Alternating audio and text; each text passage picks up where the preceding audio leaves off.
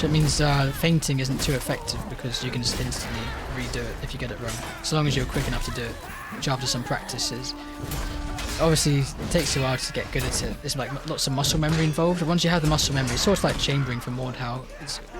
Chambering's difficult to do at first when you don't have the muscle memory, but soon enough, like with 100 hours or so, you can just chamber 100% effectively, and then you get all the advantages of it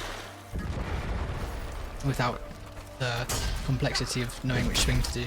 The whole swing limitation thing in Mordhau, it's not really difficult. That's why people keep asking me, why do you only do left overheads?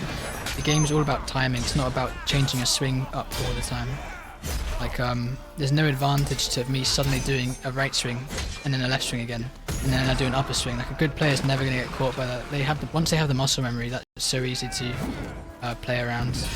They could do that all day if I just kept testing them on which direction. So rather than doing that, I just get very good with the swing I consider the best, which for me is the left overhead.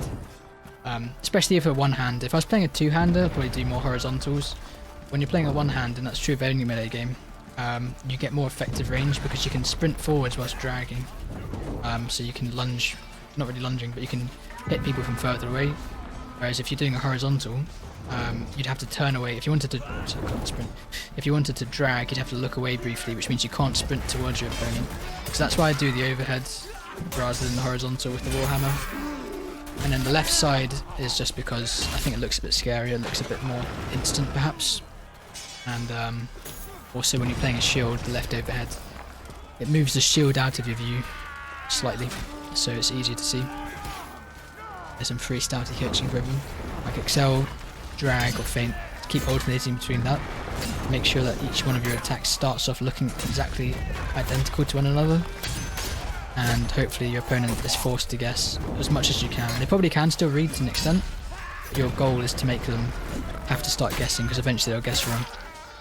So that is the secret to the left overhead.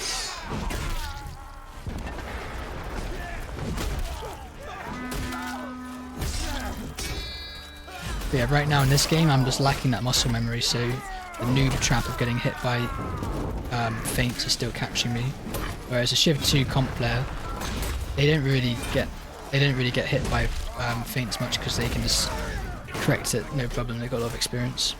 That is true.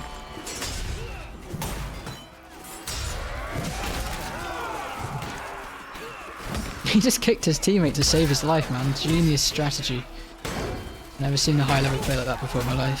First place. Some of you were too young to remember when Malric plunged his dagger. That's the most impactful speech I've seen in my life, man.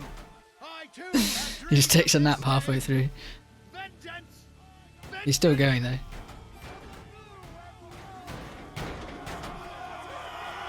But a guy that just died.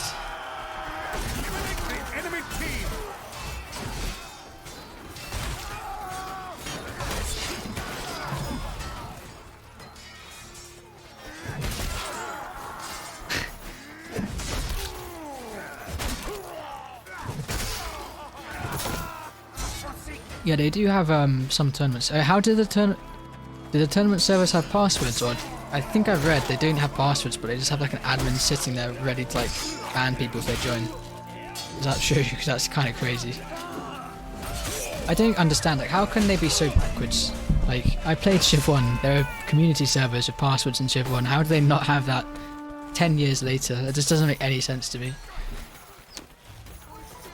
Yeah, I can imagine. Like, that's just so. It's just another reason why I would never want to be involved in this comp scene, man. No offense. But imagine like you're in some fucking grand final that you've been grinding all day and then you're about to win and some guy just runs in and throws the entire duel. Yeah, they lost the technology. There was a fire and they lost all the private server technology, so that's why they can't do it again.